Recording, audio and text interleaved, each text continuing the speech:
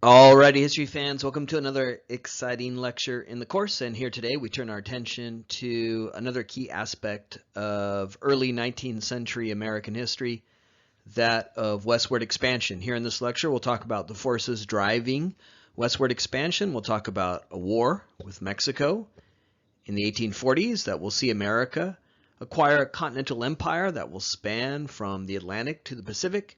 And then we'll conclude by thinking about the consequences of the U.S.-Mexican War going forward in American history. In our recent lectures, we've been talking about a number of key trends in politics, economics, society that help us understand why westward expansion is such a key part of American history in this period.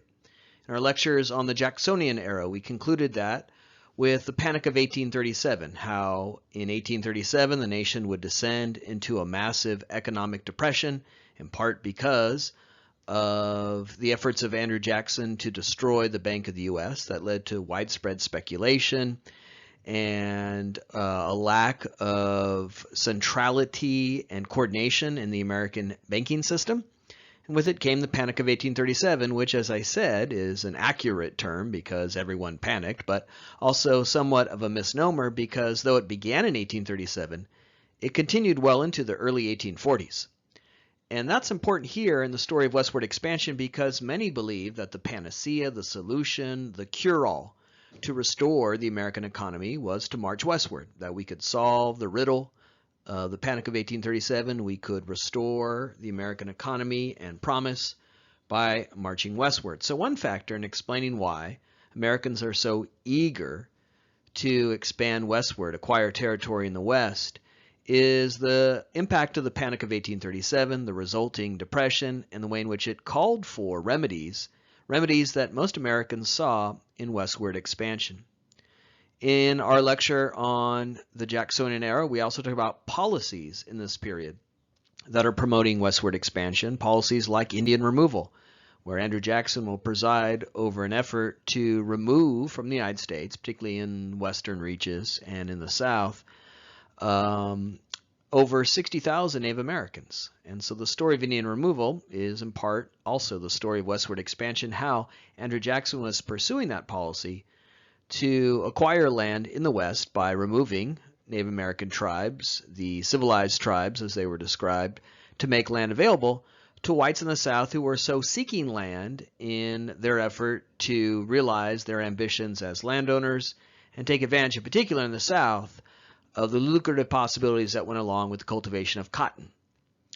In a lecture recently, we learned about the rise of the Cotton Kingdom. We learned about how in this period the South is recommitting to slave-based agriculture because of the profits that come with owning slaves, cultivating what was known as white gold.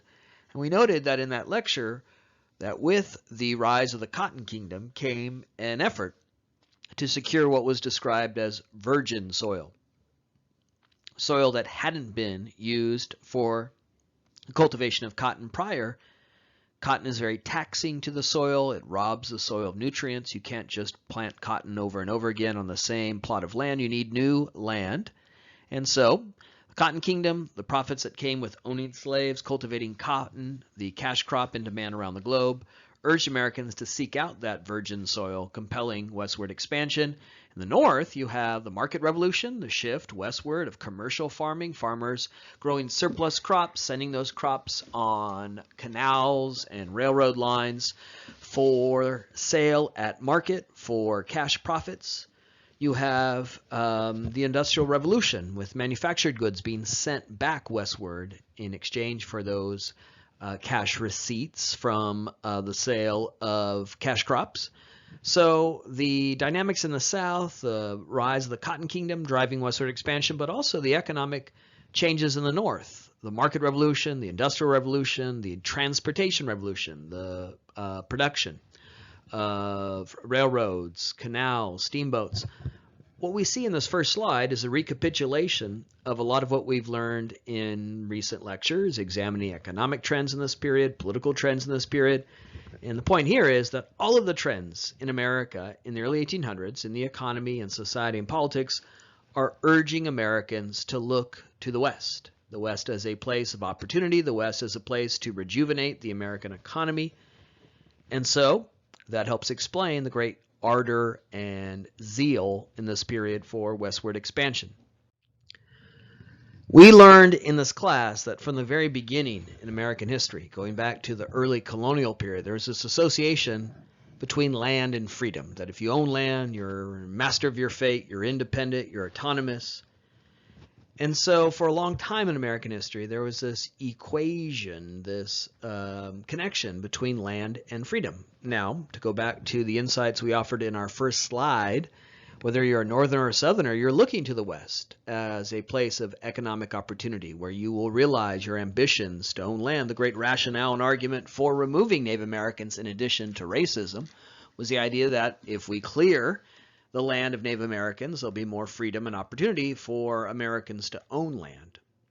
So whether it is this deeply rooted sensibility that associates land ownership with freedom, or again, the imperatives, concerns, drives of the early 19th century Americans are again associating land with freedom, seeing land in the West as theirs to seize, grab, as they displace Native Americans who are imagined to be unworthy of that land in the name of freedom.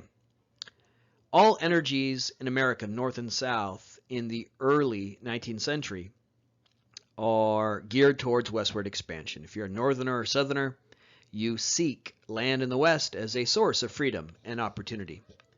In 1845, a newspaper man, John O'Sullivan, crystallized all of these different energies, North and South, with different competing visions of what the West would be like, open to slavery, closed to slavery. He crystallized all those energies and ambitions in one phrase.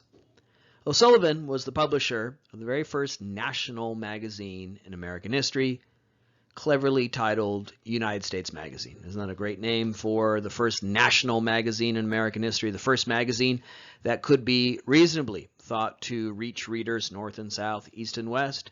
It was titled United States Magazine. It lives on today as U.S. News and World Report, but was founded in the early 19th century. And on the pages of that publication, O'Sullivan coined a phrase, manifest destiny, that served as a rallying focus for all the different ambitions and visions of the West, active and alive in the early 1840s, driven by the Cotton Kingdom, driven by the market revolution, driven by the lingering effects of the Panic of 1837. Americans were looking westward, and O'Sullivan took all those different ambitions, energies, many of them competing in terms of whether the West would be open to slavery or closed, and he crystallized it all in this phrase that he published in 1845 on the pages of a magazine that could now reach readers north, south, east, and west. What is manifest destiny? Well, it has two elements to it. One is the idea that we are a chosen people, chosen by God, ordained to march across the continent, spreading our godly civilization. One aspect of manifest destiny, the manifest in manifest destiny, is this idea that America is a godly nation, a righteous nation. God smiles upon us, and because of that, God wants us to expand. It is our destiny ordained by God. God does not want the West to be in the hands of Native Americans. They're not Christians, they're heathens, right? That idea. Or he doesn't want it to be in the hands of Mexicans. And we'll talk soon about how manifest destiny was this driving ambition for the U.S.-Mexican War. Mexicans are Catholics, imagined to be the wrong type of Christianity.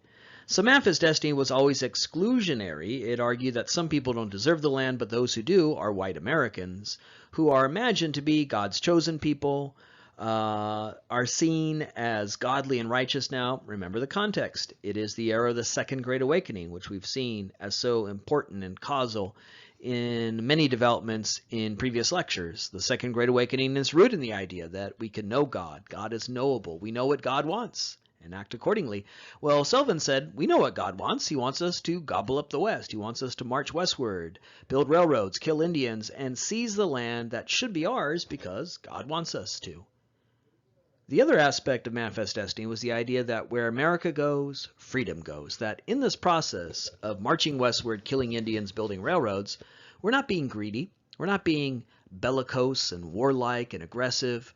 No, this is a mission of freedom. It is a story of extending freedom into the West. America is a godly, righteous nation, and related to this was the idea at the heart of Manifest Destiny that America is a beacon of freedom. This is one way Manifest Destiny lives on well beyond the period we're going to see in this lecture.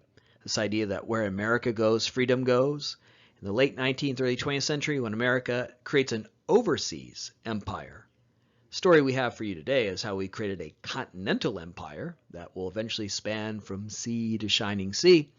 But in the late 19th, early 20th century, America colonizes the Philippines, it occupies countries in Latin America, creates an overseas empire. And then in the 1890s and early 1900s, the argument was, well, we're there to spread freedom and democracy. That will be the argument in World War I, when President Woodrow Wilson says we must enter this war to, quote, make the world safe for democracy.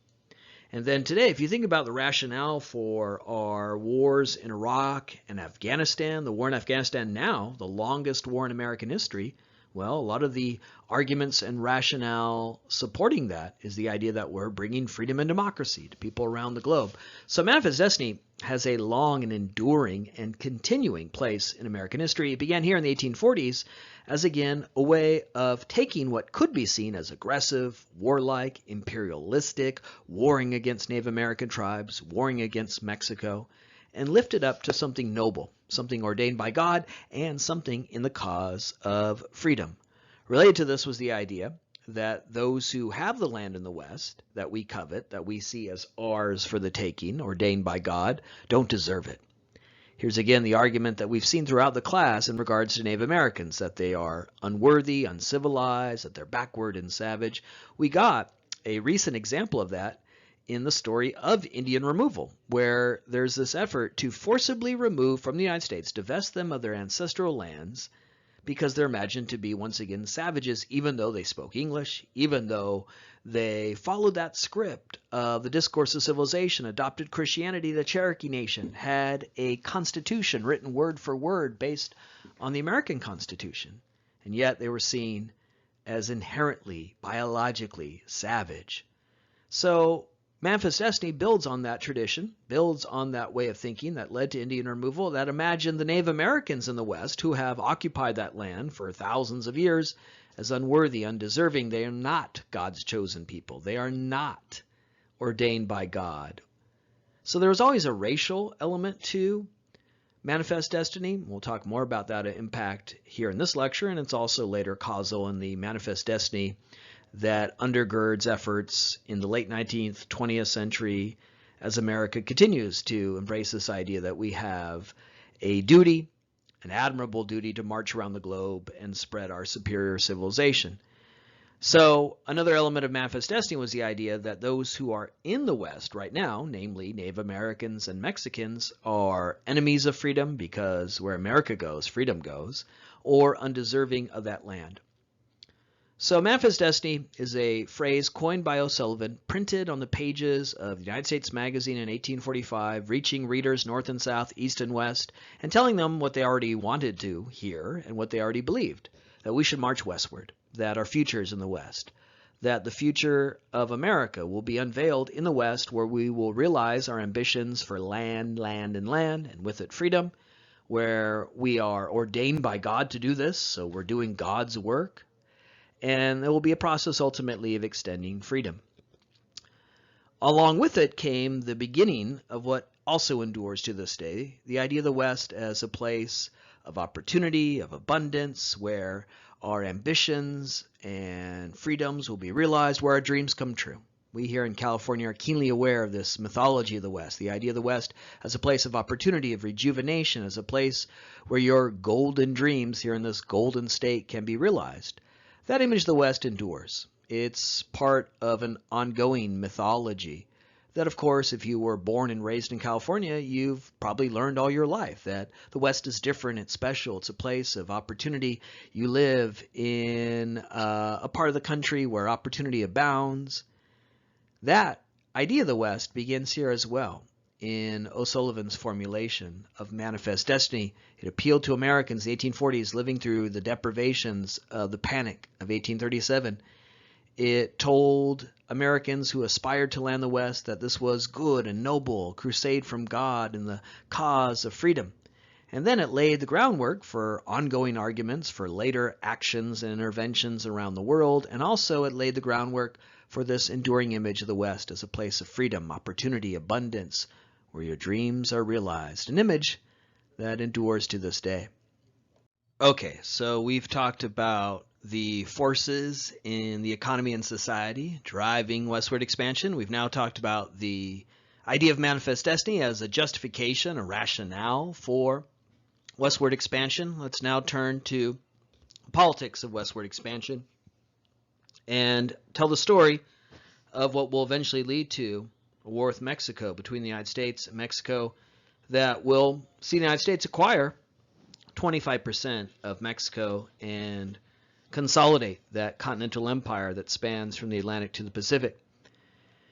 Mexico emerged as an independent nation in the early 19th century. The Spanish Empire, which we talked about in our very first lecture, fell apart in the early 19th century as waves of revolution spread throughout Latin America, and Mexico became an independent nation. In doing so, it inherited a problem from the Spanish period of not too many people in frontier regions. If you go back to our first lecture when we talked about the Spanish Empire, we noted that the Spanish Empire was always hindered by the fact that the Spanish could not attract a lot of settlers in remote frontier regions like Alta California and Tejas. There was no gold there, at least in California they didn't know there was gold available. It was often hard to farm in hot, arid parts of North America like Alta California and Texas. And there were some formidable Native American tribes who were really good at defeating efforts by the Spanish to consolidate the control over that region.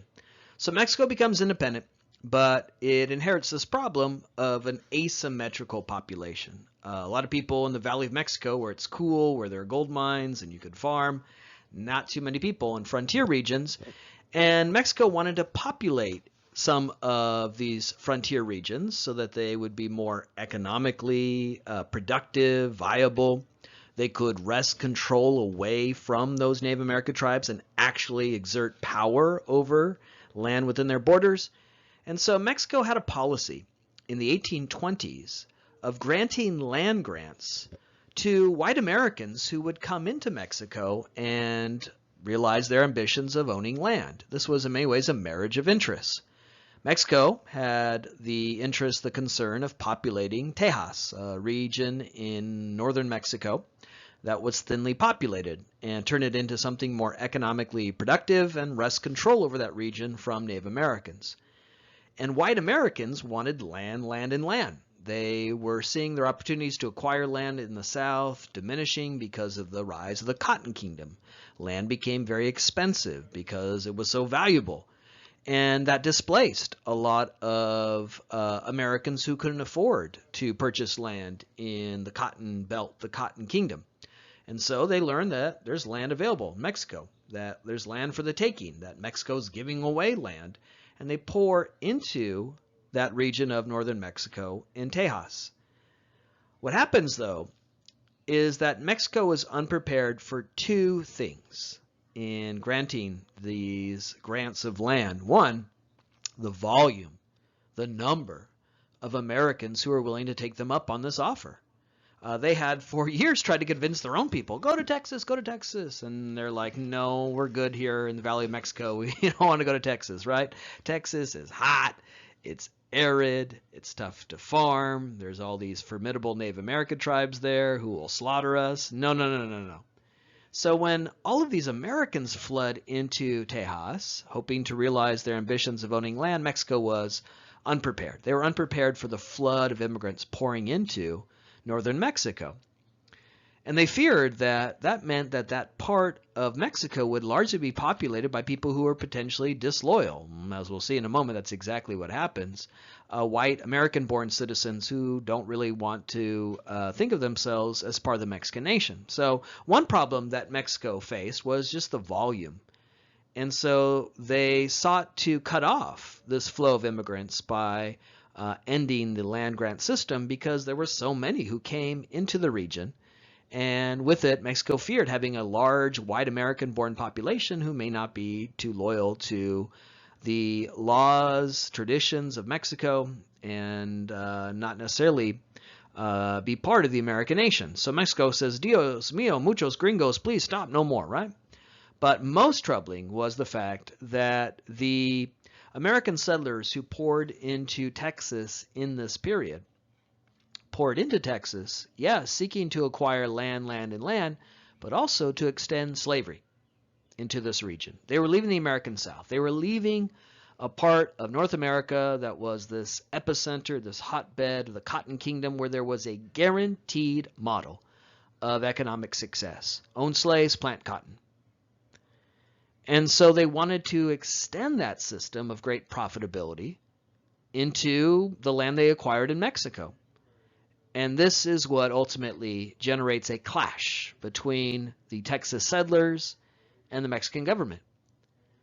The fact that the Americans pouring into Tejas, hoping to seize land, were determined to extend slavery into that part of Mexico. Now, slavery was illegal in Mexico. It had been abolished or made illegal, I should say, in the Constitution that Mexico ratified after it won its independence from Spain.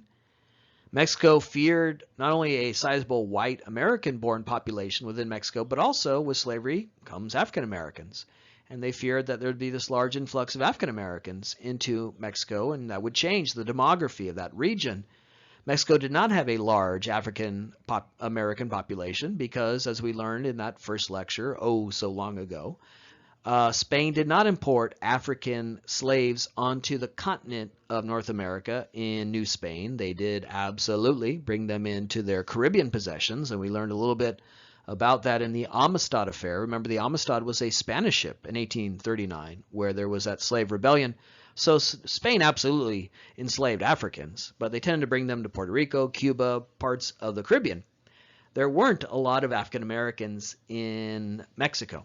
And so that too was a concern, but most importantly, it was about the rule of law. Here were these Americans coming in, openly flouting, challenging the rule of law by bringing slavery into Mexico, which was, again, illegal under the Mexican Constitution. But for the Americans, this was about their freedom, a freedom that, as we learned in a recent lecture, is defined through slavery. As we learned in our lecture on the Cotton Kingdom, as we learned about, again, what we describe as a slave society. Not a society with slaves, but a slave society. For white Southerners, they can't imagine freedom without slavery. Slavery defines the category of those who deserve to be free, white men, and allows white men to profit from the labor of those who could never be free. So slavery defined freedom. And as these Americans poured into Tejas, seizing land, hoping to extend that system of slavery, for them, freedom was on the line. A freedom that for them was deeply informed through slavery.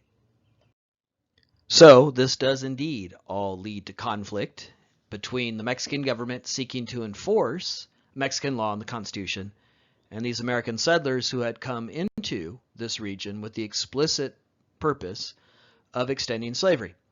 In 1835, the Mexican government sent troops under the leadership of this man here, General Antonio López de Santa Anna, to enforce Mexican law, seeing what was going on in Texas as this rogue element of these American settlers who came in and were openly violating the Constitution. This is about the rule of law. But for the Texas settlers, they can't accept the enforcement of that law if it would mean abolishing, ending their slave system and society that they had hoped to establish here. What would that mean? Would it mean that their slaves would now be freed, emancipated? Well, for them, slaves are property. They are an investment, and this would mean they were losing that investment. But moreover, if these African American slaves were emancipated, Would that mean now they lived as free individuals in this society, and that these white settlers were expected to live side by side with them? That too is revolting anathema to the sensibilities, again, we talked about, of the slave society that believes very much in racial hierarchy, that imagines that whites are inherently superior to non-whites, and casts non-whites into this situation of being forever unfree, unworthy of freedom. So for a variety of reasons, spanning from economic to social to cultural, there's no way that these Texas settlers can accept the end of slavery in Texas. They would lose their investment, lose their property, lose their ambitions of profiting from that labor, and they would face the prospects of a free black population, something that again is revolting anathema to the sensibilities of these settlers. And so all this leads to a battle that begins at the Alamo as Santa Anna and his forces attempt to enforce Mexican law, and the American settlers, determined to preserve slavery, fight against Santa Anna. The first battle, of course, the settlers are routed, defeated, killed. It's a massive defeat.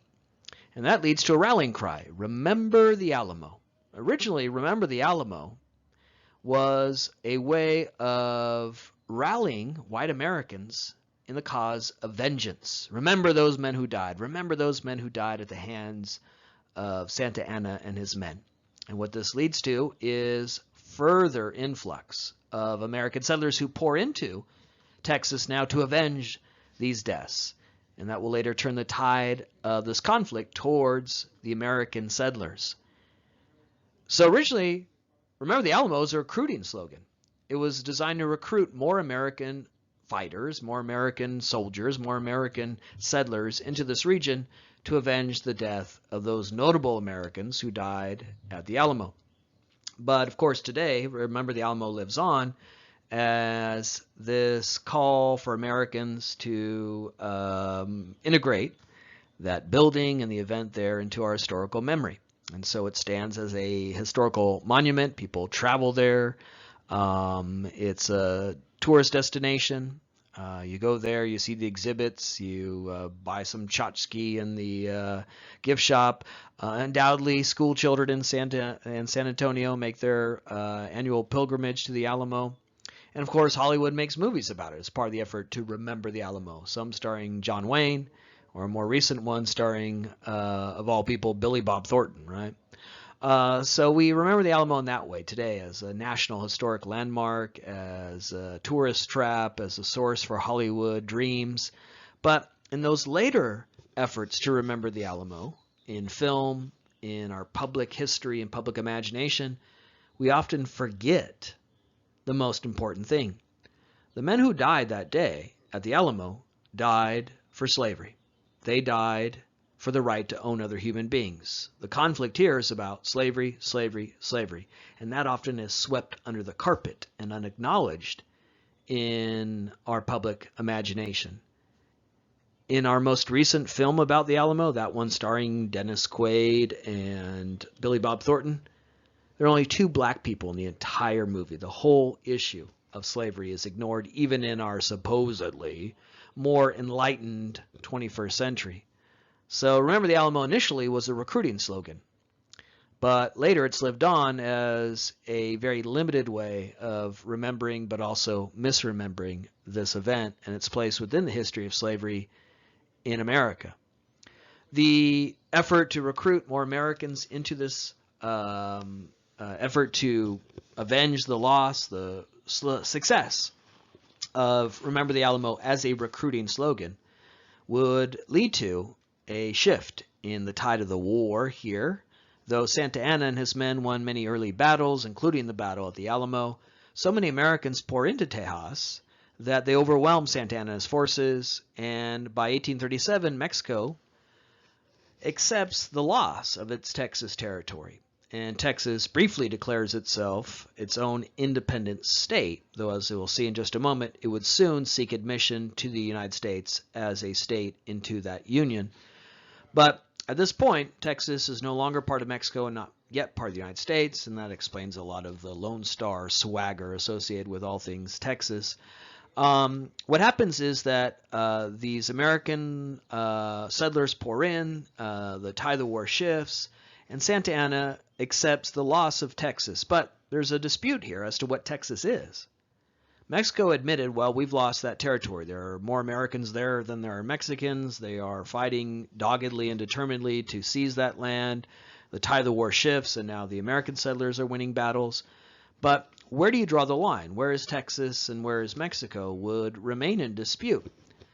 The Texas settlers wanted the line all the way to the Rio Grande, and Mexico wanted the border much further north so that they would retain exclusive control over the Rio Grande and more territory.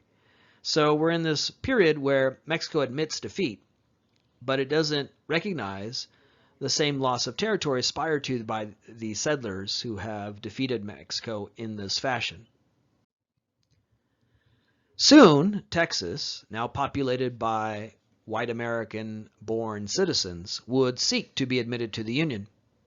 And that would set in motion a number of political controversies.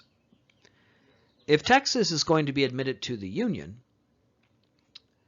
it will undoubtedly be admitted as a slave state. I mean, the entire genesis, the all beginnings of Texas came from the issue of extending slavery. So there's no way Texas is going to be admitted to the Union as a state without slavery. And that caused a lot of problems in American politics because there was a tradition that had been established in the early 19th century of that when states are added to the Union, as America almost immediately expands westward. Remember, as we saw in our lecture on economic trends and the market revolution, we looked at that map of America before Texas is admitted to the Union in roughly 1840. We saw that new states were being added to the Union. And in the process of doing so, there was this tradition that we keep a balance by adding one slave state and one free state, so that neither side of this debate, neither side of the slave free question would gain power over the other in the Senate. In the Senate, you get 2 representatives from each state. And so when you were going to add a slave state, that would give them an advantage in voting. But the way to maintain parity, keep the peace, not make this slanted in either direction was to add 2 states, one free and one where slavery was present and legal. Well, the problem with adding Texas is it's going to be a slave state. There's no doubt about that. And that seemed to grant greater power to the South, change that balance. There wasn't an obvious and logical other state to add that would maintain the balance. So this was seen by many Northerners as a power grab by Southerners, who not only were going to extend slavery into this brand new state in the West, but now have power over the North in Congress and in particular in the Senate. So that's one of the thorny issues involved in admitting Texas to the Union. It would change the balance of power between Northern and Southern states in the U.S. Senate. The other issue is, again, a border issue. What is Texas? The United States wanted to annex Texas all the way to the Rio Grande so that we would share that as a border, that large river.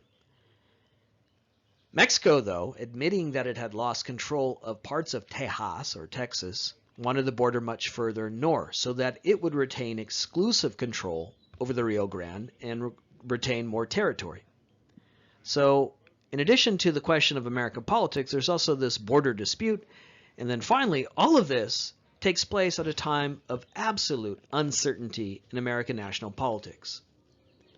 In 1840, William Henry Harrison is elected president. Now, we talked about William Henry Harrison a bit in the concluding slides of our lecture on the Jacksonian era. He ran in 1840 in what was described as the Log Cabin Campaign, as he bragged to have been born in a log cabin, really embracing that new style of politics that Andrew Jackson pioneered by appealing to poor, landless white men in this new age of universal white manhood suffrage where every white man can vote. Harrison, in many ways, was the Whigs' Jackson. He was a general. He was a war hero. He was an Indian killer. He won the Battle of Tippecanoe and defeated Tecumseh and opened up the West for westward expansion. So a lot of what made Jackson appealing, Jackson the Democrat, made Harrison the Whig appealing to, again, those who could vote in this new political culture, this new political era of universal white male suffrage. Harrison, again, tried to fit with that Jackson image of the self-made man by saying, I was born in a log cabin. Pay no attention that I'm a millionaire and I own thousands of acres of land and hundreds of slaves, which Harrison did. He claimed he was from humble origins, just like Andrew Jackson. During the log cabin campaign, he bragged of drinking hard cider right from the jug. In the 1830s, the preferred alcoholic beverage in America was not beer, certainly not wine, or even hard liquors like whiskey. It was hard cider. You may know a little bit about Johnny Appleseed, right, who went around the country sowing apple trees by dispersing seeds. Apples in the 19th century were not eaten in the way that you might eat an apple today.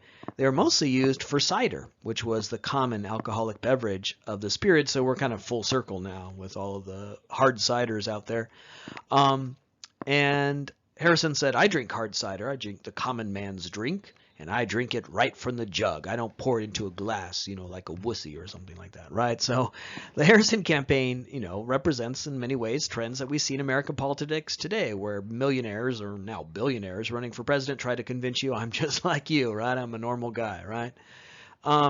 Harrison runs in 1840 with that log cabin campaign. He wins. He becomes the very first Whig ever elected president. And then in early 1841, he was sworn in as president. As you know, we have this strange system in America where you win in November, but you're not sworn in till much later. And as he was sworn in early 1841 in Washington, it happened to be a very, very cold day, one of the coldest days on record in Washington up to that point. And Harrison gave his inaugural speech on that very cold day while refusing to wear a jacket.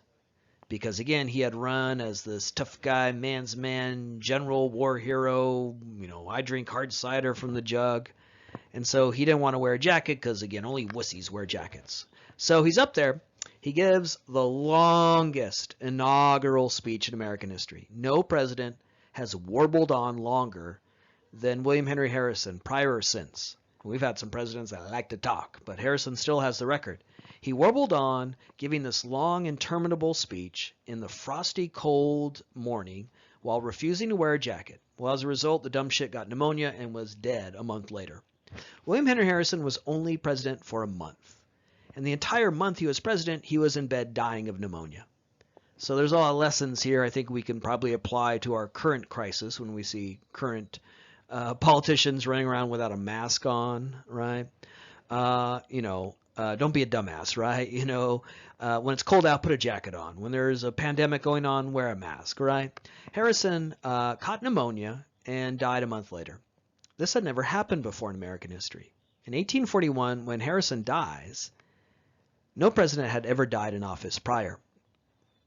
No one knew what to do. There wasn't really a clear answer. In fact, the Constitution at that point wasn't really clear as to what happens if the president dies. It was decided that his vice president, John Tyler, would be sworn in as president. And so Harrison dies a month into his 4-year term, and that meant that John Tyler would now be president for the next 3 years and 11 months. This had never happened before, and as a result, Tyler from the very beginning was seen as an illegitimate president. Tyler was very different than Harrison. He wasn't a tough guy, war hero, Indian killer. He was kind of a bookish man. He was sort of there to balance the ticket with Harrison. The slogan in the log cabin campaign was Tippecanoe and Tyler too, right? Tippecanoe meaning that battle where William Henry Harrison won a great victory against Native Americans, and then Tyler as an afterthought. Oh, Tyler too, right? So he was not well regarded in America.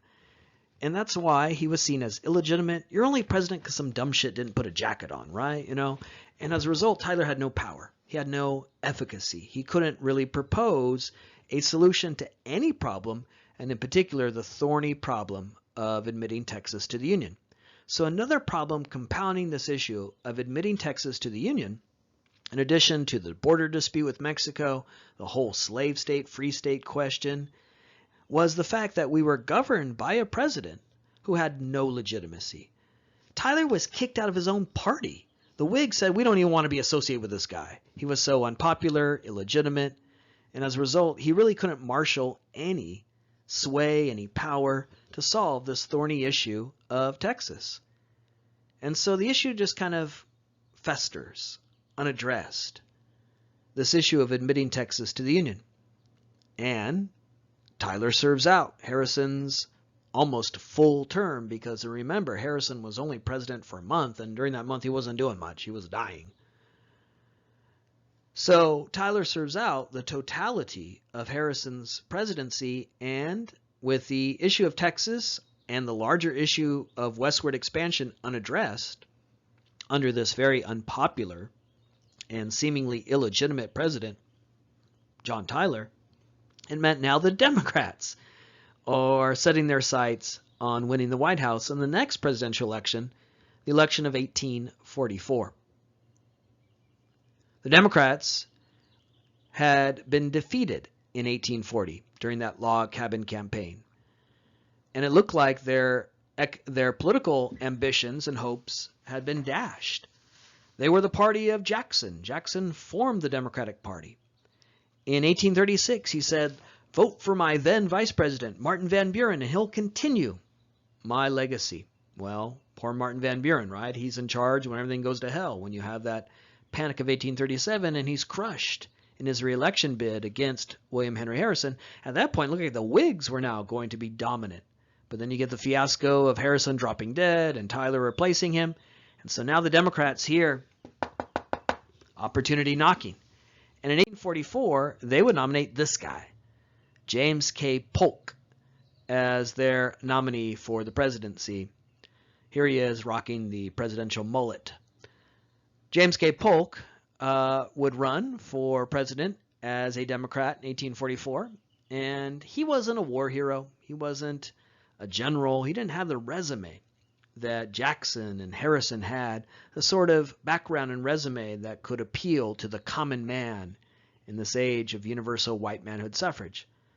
So he couldn't rely on that to win the White House. Instead, he promised an agenda, a platform that spoke to poor, propertyless white men who can vote in this age of universal white manhood suffrage. He said, elect me, and I'll fulfill that manifest destiny. In fact, John O'Sullivan was a Democrat who supported James K. Polk and helped coin that phrase, manifest destiny, to help build support for Polk's very aggressive vision in regards to the West. Polk said, elect me and I'll take the whole damn thing.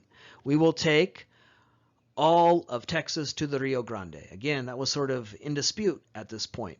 Mexico admitted it had lost a huge territory or swath of territory in its conflict with Texas settlers, but they wanted to draw the border separating Texas and Mexico much further north. We'll see this in a map in a moment, and retain exclusive control of the Rio Grande. But the United States wanted to seize more land and draw the border at the Rio Grande and share that as a border. Polk said, well, we're going to just take it. And if Mexico doesn't like it, we'll make them like it. It'll mean war. Polk also said, we're going to seize the Oregon Territory. Now, in the 1820s, there were Americans pouring into Texas in the way we described in previous slides, hoping to extend the slave economy into that region. But in the 1820s, there were also Americans pouring into another part of the West, the Oregon Territory, which was this huge, expansive territory abutting the Pacific Ocean, which later becomes the states of both Oregon and Washington. So we're talking about a huge area in the Pacific Northwest. Oregon Territory was claimed by Great Britain. They said, that's ours. It was also claimed by Russia. So possession of the Oregon Territory was in dispute with other foreign powers, but Polk said, it's ours. He said, wherever there's Americans, that's America. We're there, we're on the ground, it's ours. And if Great Britain doesn't like it, well, they could come and fight us for it. If Russia doesn't like it, well, they can come over here and fight us for it. Americans were pouring into Oregon along the Oregon Trail, which some of you might be familiar with because it lives on now online and in ironic memes and the like.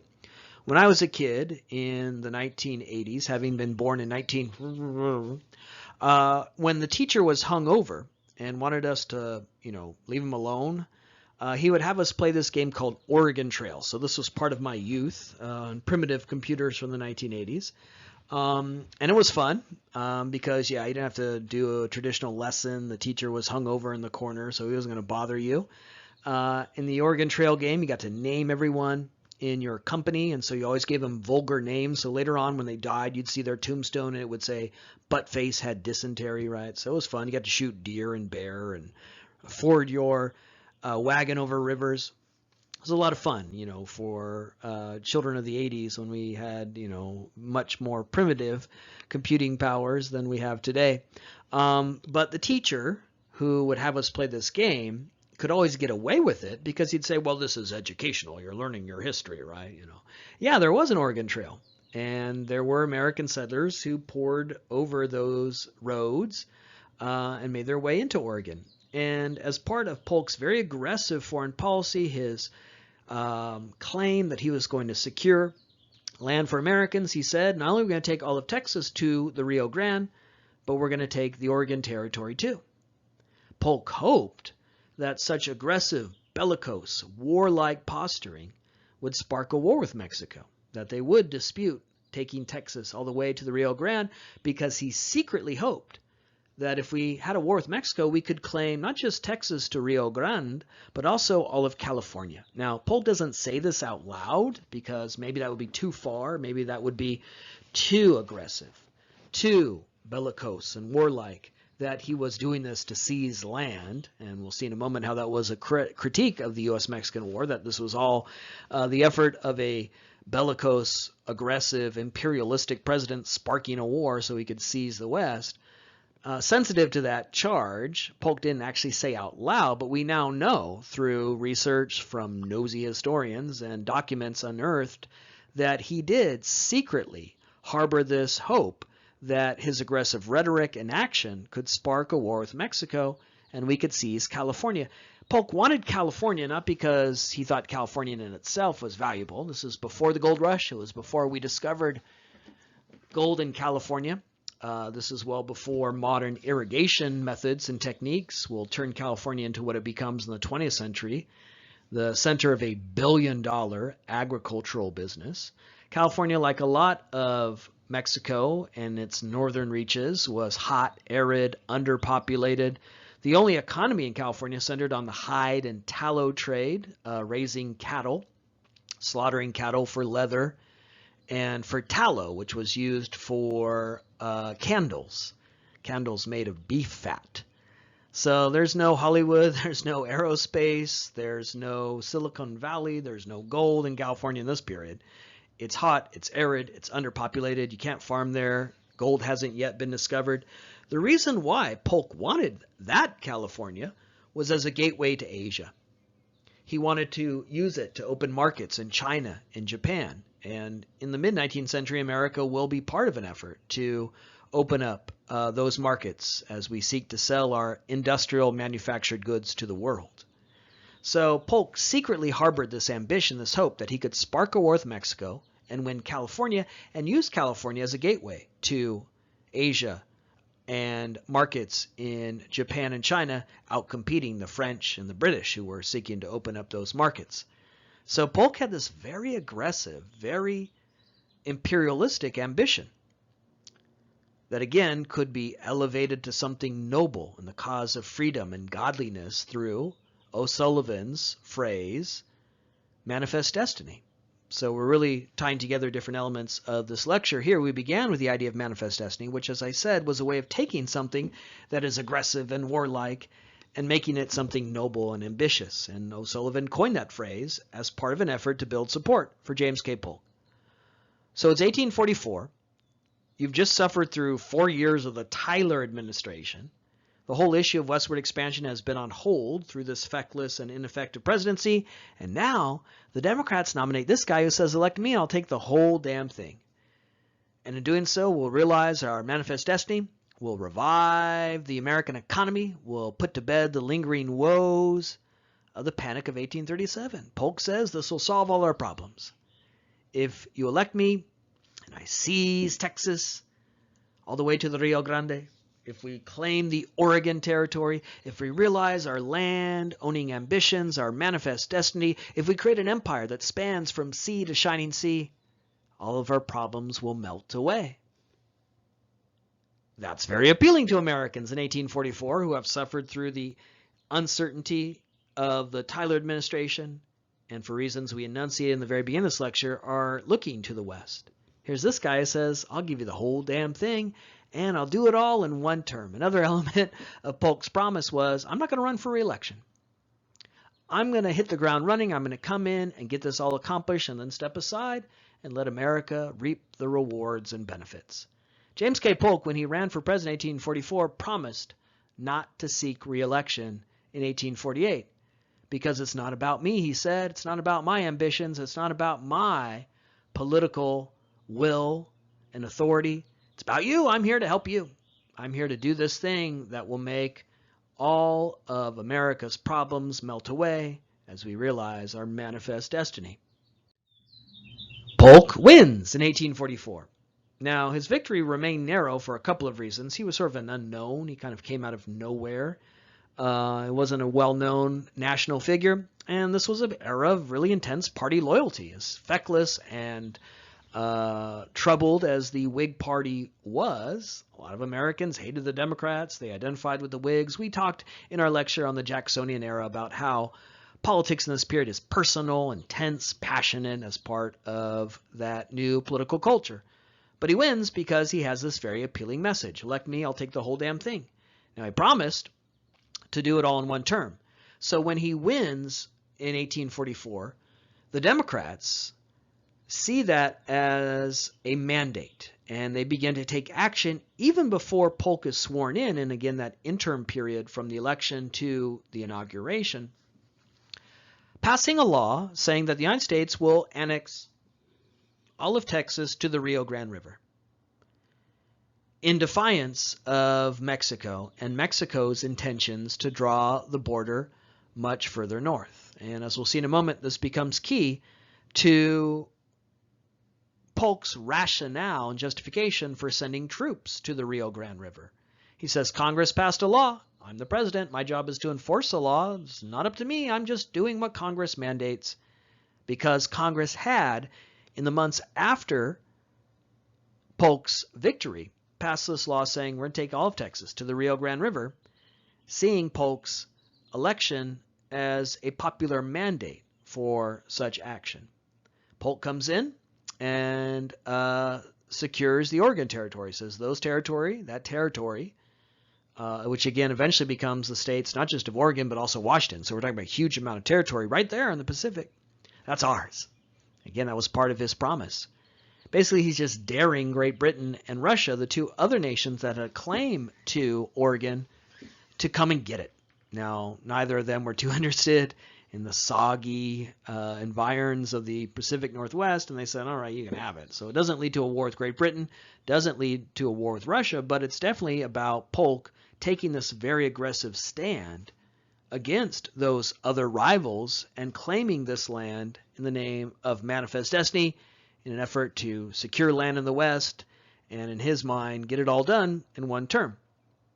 As I mentioned earlier, the law that Congress had passed annexing all of Texas to the Rio Grande River would later be the rationale for Polk sending troops down to the Rio Grande. He says, look, they passed a law saying that's ours. I'm the president now, and my job is to enforce the law, so I'm going to send my general, Zachary Taylor, down to that border that we claim that Mexico doesn't recognize, that disputed border, and enforce our claim. Because I'm the president, the Constitution says my job is to enforce the law. So he says, Zachary Taylor, go down to the Rio Grande River, take all your men, all your cannons, all your rifles, and all your swords, and enforce our claim under law to all of Texas, to the Rio Grande. How does Mexico see this? As an invasion of their homeland. They don't recognize that America gets to all this territory to the Rio Grande River. Mexico admitted that it lost portions of its nation in the conflict and war against Texas settlers, but they wanted to draw the border much further north so that they would retain exclusive control of the Rio Grande and a great deal more land. So when America marches into that, all the way to the Rio Grande, for Mexico, this is an invasion of their country, an invasion of their homeland, and they respond by sending their troops with all their cannons and rifles and swords and horses. And so eventually, these two armies were staring at each other across the Rio Grande River with all their rifles, all of this passion, intensity, with war in the air. Inevitably, someone fires a shot. Now, who fired first will forever be in dispute, and we'll never be able to answer that question until Doc Brown invents that DeLorean. We get it up to 88 miles per hour, and we can go back in time and say definitively who fired first. Who was it? Was it Bob or Javier, right? Was it Mexico or the United States? Of course, the United States said it was Javier. They fired first. They fired upon us. We are merely victims of aggressive action by Mexico. And of course, Mexico said, no, it was Bob. It was the Americans who fired first, right? And with both sides claiming innocence and defense only, it's impossible to know, and it doesn't really matter. Because in the end, this would lead to war with Mexico. Now, in 1846, the war begins. James K. Polk says they fired first. Congress says, well, we got to protect our soldiers there. And in 1846, Congress would declare war against Mexico. Now, when the war began in 1846, most international observers believed that Mexico was going to win. Mexico had a much larger army. They were fighting on their home turf. And early in the U.S.-Mexican War, Mexico wins most of the major battles. And so it seemed like that was about to come true. It looked like Mexico was going to win.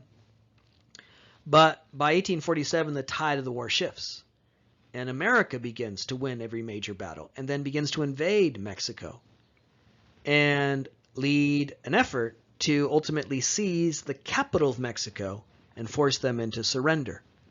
By 1847, the tide of the war shifts. After, early in the war, Mexico winning every major battle, by late 1847, the tide of the war has shifted, and America is winning and pressing Mexico into retreat, collapsing on its capital, to such an extent that Mexico had a very fateful choice in late 1847.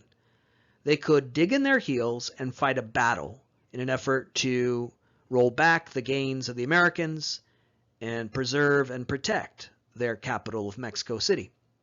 Or they could surrender and spare the people of that city such a barrage, such a battle, with the inevitable bloodshed and destruction. Do we dig on our heels, take one last stand, fight in an effort to defeat the United States and maybe incur very high casualties and lose anyways? Or do we surrender and save the city and save the people? Well, they chose the latter. They surrendered, and the United States seizes Mexico not by firing a shot, but through a surrender that ends the U.S.-Mexican War. There's a key insight here in regards to this military history. How when the war began, most international observers, hell, many Americans, believed that Mexico was going to win because they had a larger army. They're fighting on their home turf. And they did win the first many months of the war. The key insight, though, is that the reason why the war shifts, the reason why America eventually is able to win, industrialization. Yeah, everything comes back to that, right? There's a reason why I put it in the forefront of our study, the 1800s.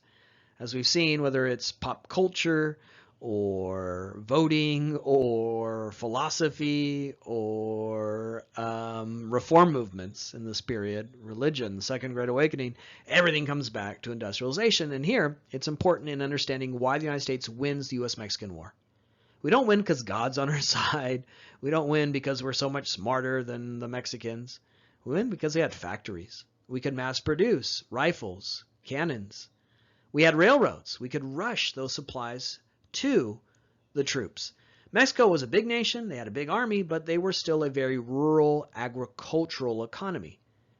And they could not compete with the industrial production that America had amassed and developed by the 1840s, we win not because God's on our side, but because we have factories.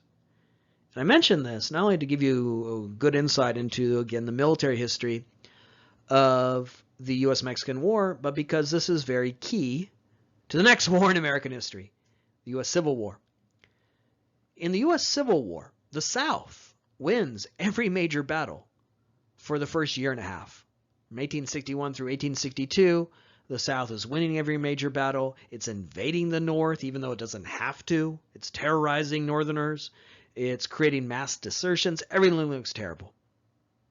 And this has a couple of key effects. It's what motivates Lincoln to change the U.S. Civil War from a war to preserve the Union to one to end slavery. He issues the Emancipation Proclamation in September of 1862 to try to salvage victory. When it seems like defeat is pressing down upon him, he has to desperately change the war from one against a Southern army to one against a Southern society. When he does so, of course the war changes, and with a long, protracted war now, the North can later benefit from industrialization, railroads. And so the pattern holds. The U.S. Civil War began with great victories and almost a decisive win for the South, but ultimately the war shifts because the North has more factories. And when it makes it a long, protracted war, a long, protracted struggle to end slavery, those advantages can come forward. So the U.S.-Mexican War in many ways presages the U.S. Civil War. Many supported war with Mexico because they rallied around that concept of manifest destiny. They saw this as a good and righteous effort. Many believed that Mexico fired first, and so this is merely defensive action. But there are many Americans who objected to the U.S.-Mexican War, and who objected and how is very revealing as well to American politics in this period, and in particular the politics of slavery. Many Northerners objected to fighting in this war because they saw it as a war orchestrated by a slaveholder, James K. Polk. As I mentioned earlier, all but two of our presidents before the Civil War are slaveholders. And Polk was one of them. In fact, he's the only American president to actually buy and sell slaves from the Oval Office. He attended to his property, and as he would see it, buying and selling slaves from the Oval Office. He had a telegraph installed, the first president to have a telegraph installed, and he could buy and sell slaves.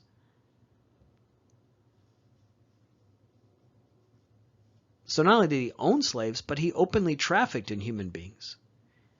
And because he is so responsible for instigating this war, many Northerners who were conscripted, forced to fight, drafted, that's what conscript means, not volunteers, objected to having to fight for a war that was started by a slaveholder that many interpreted as a great power grab for extending slavery in the West. Why does Polk want to claim all this land to the Rio Grande River? Why does he want to claim all this land to extend slavery? It seemed as evidence to Northerners that we don't have a government that represents all Americans. We have a government in the pockets and the hands of slaveholders who orchestrate now a war in the name of extending slavery.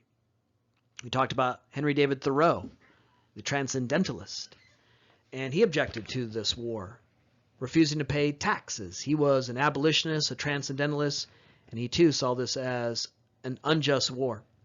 And so he refused to pay his taxes, he went to jail, and he penned that landmark and famous and so influential essay, Civil Disobedience, which again argues, when confronted with an unjust law, your only response is to break that law, building on a long history of rebellion in America that goes back.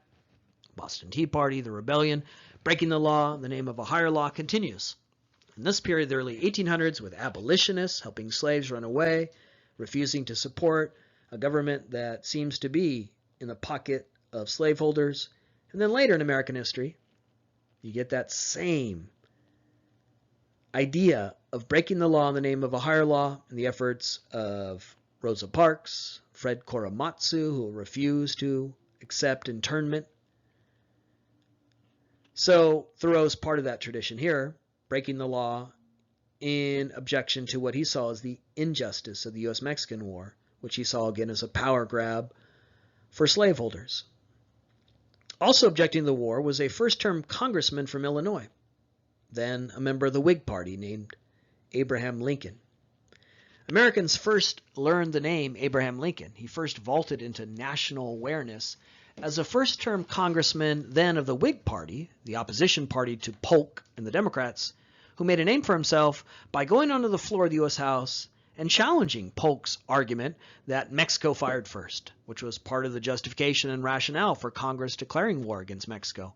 He gave what became known as his spot resolution speech, where he demanded that Polk point to the spot on the map where Mexico fired first. So the American people first learned the name Abraham Lincoln as an anti-war congressman. Later, when Lincoln runs for president himself in 1860, this speech would be trucked out as evidence that he was disloyal, un-American.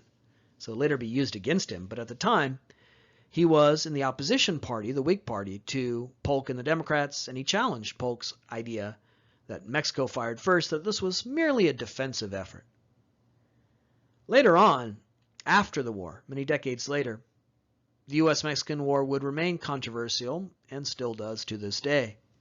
Ulysses S. Grant was a soldier in the U.S.-Mexican War. He rose to great prominence and really for the first time revealed his genius as a military strategist, which will later be so consequential in the U.S.-Mexican and the U.S. Civil War, when Grant finally takes control of northern troops and steers the North towards victory. Grant first really developed his reputation as a great strategist in the U.S.-Mexican War. But then later on in history, he becomes the general, the leader of the Union forces, and then president.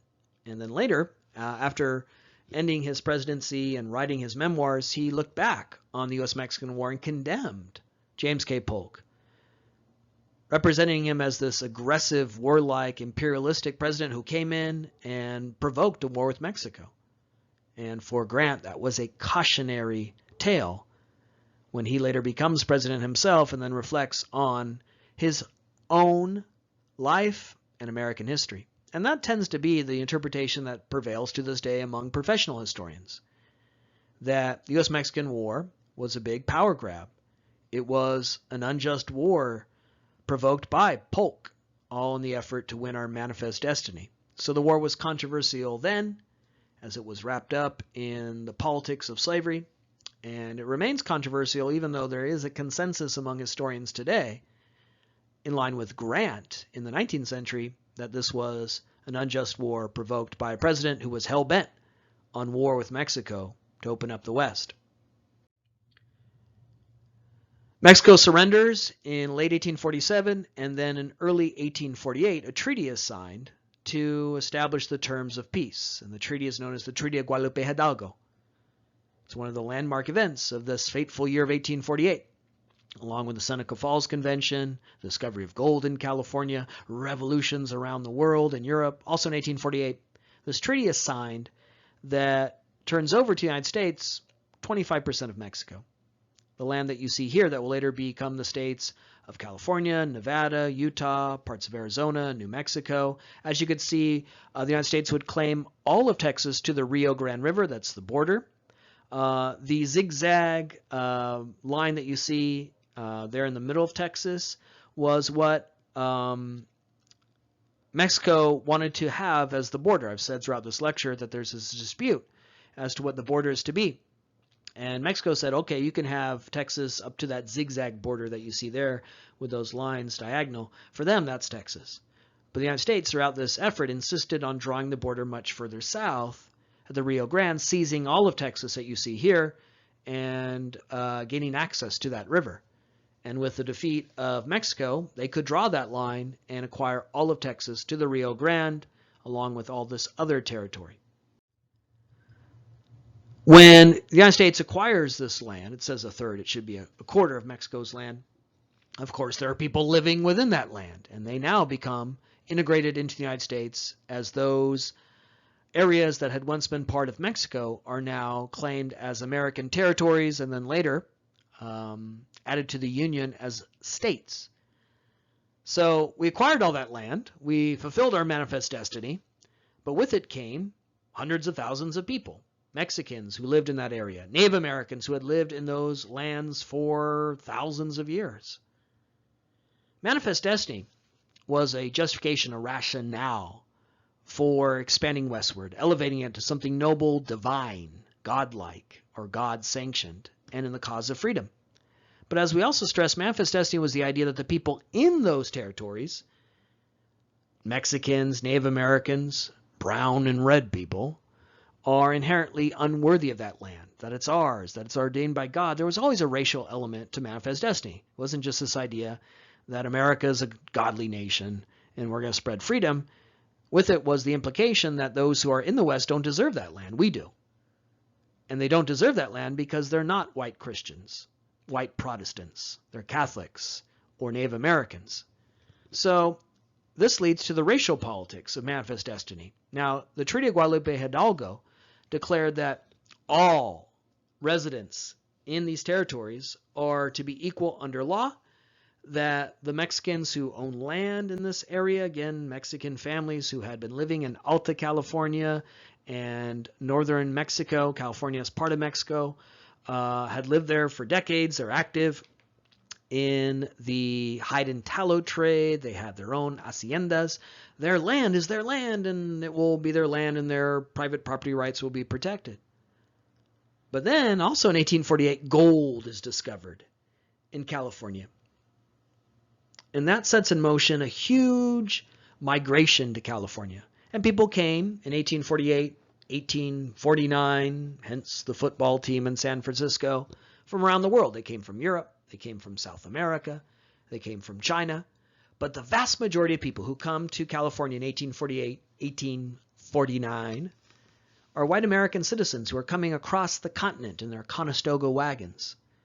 So that by 1850, California is majority white.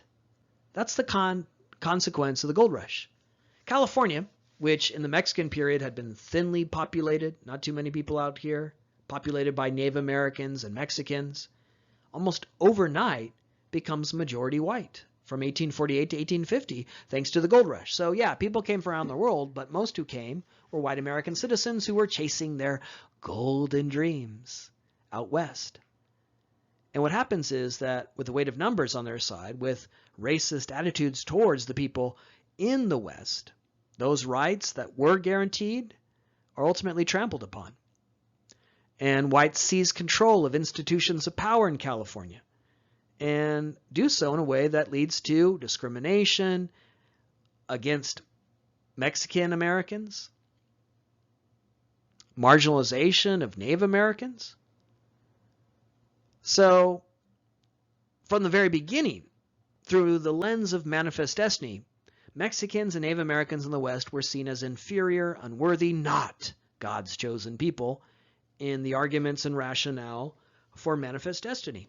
And then when so many whites of that point of view pour into California seeking land, gold, all that the West offers and beckons with, over time that white majority will oppress the non-whites in California, leading to the racial politics that prevail in California for the next, in many ways, 100 years to the modern civil rights movements of the 1950s and 1960s. Texas is added to the Union all the way to the Rio Grande as a slave state, and it will be one of the states of the Confederacy that will secede from the Union in order to preserve and extend slavery in the U.S. Civil War.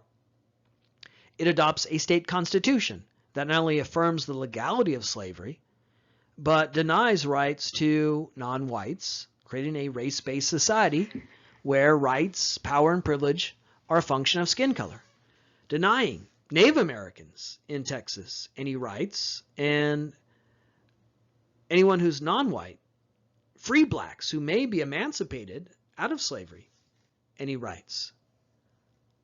So Texas becomes part of that slave society, that slave block of states, part of the Cotton Kingdom, and will later secede from the Union in the effort to preserve and extend slavery. It creates a constitution that is rooted in the values and ideals of a slave society, foreclosing, denying rights to non-whites. But what about all that other land we saw on that map earlier? All that other land acquired, California, Arizona, Nevada, Mexico, parts of what will be New Mexico and Arizona. James K. Polk in 1848 keeps his promise and doesn't run for re-election.